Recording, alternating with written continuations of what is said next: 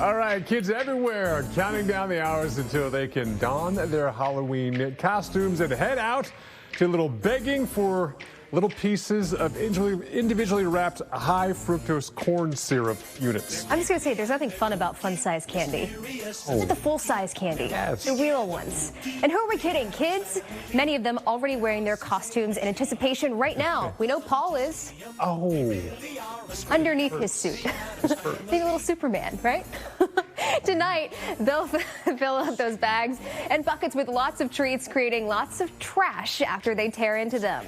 But those candy wrappers, well, Paul, they can actually be recycled. Well, joining us now to talk about that is a man who can tell us what to do with their wrappers. Michael Allegretti is the Chief Strategy Officer at Rubicon, which offers smart waste and recycling options. Thanks for joining us this morning.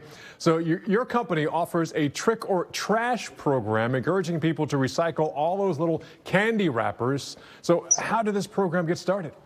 Well, thanks so much for having me. So Rubicon runs the largest digital marketplace in the world for waste and recycling. And we have this mission to end waste. And we said, well, gosh, what about kids? And what about Halloween? There's so many billions of tons of trash that are produced, and no one really knows what to do with it. So 3 years ago, we created Trick or Trash as a way to educate kids in K through 8th grade, and at the same time, help them have a meaningful impact on the planet by recycling those wrappers. Fast forward to today, we've gone from 500 schools across the country to over 2,000, including small businesses, scout groups, YMCAs. And we're so proud of this program because it has an education component and it helps to have a meaningful, positive impact on the planet. Well, most recycling companies, they don't actually recycle those little wrappers, and there's so many of them after Halloween. Why are they so difficult to recycle? You know, think about your little wrapper and think of how thin that film is, that little plastic film. And it is technically really hard. So we searched far and wide for a great partner called G2 Revolution. And together we figured out a way to separate that film and pelletize it so that the product could be used again.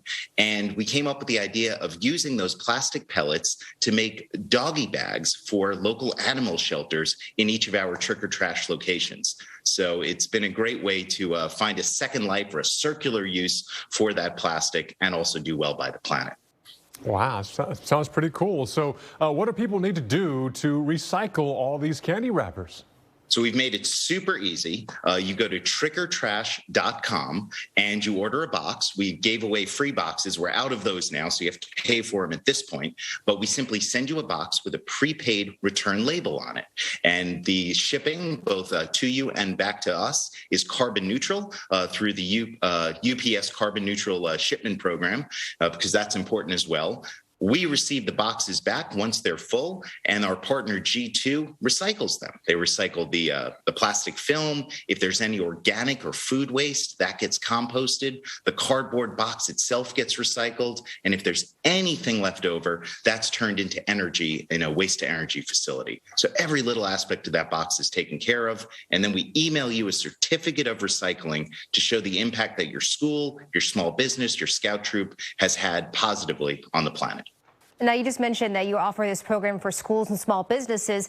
Can people still get involved if they're watching this and they're saying, hey, that's a really good idea?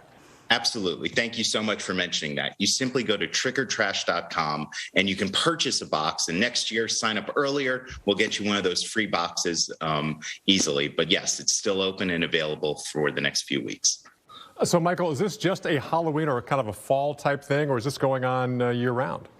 So Trick or Trash is just in the lead up to Halloween and the few weeks afterwards. But at Rubicon.com, we've building out a marketplace where we have solutions like this available to homeowners and small businesses throughout the year. If we're going to end waste, it can't just be during Halloween. It's got to be all season long or all year long. Well, because, you know, candy just doesn't happen at Halloween. It's Thanksgiving, Christmas, but Easter. Also other problem items like wrapping paper for the holidays coming up. So that's a great program to start. Well, Michael with Rubicon, thank you so much for your time and for joining us this morning and sharing your really cool program.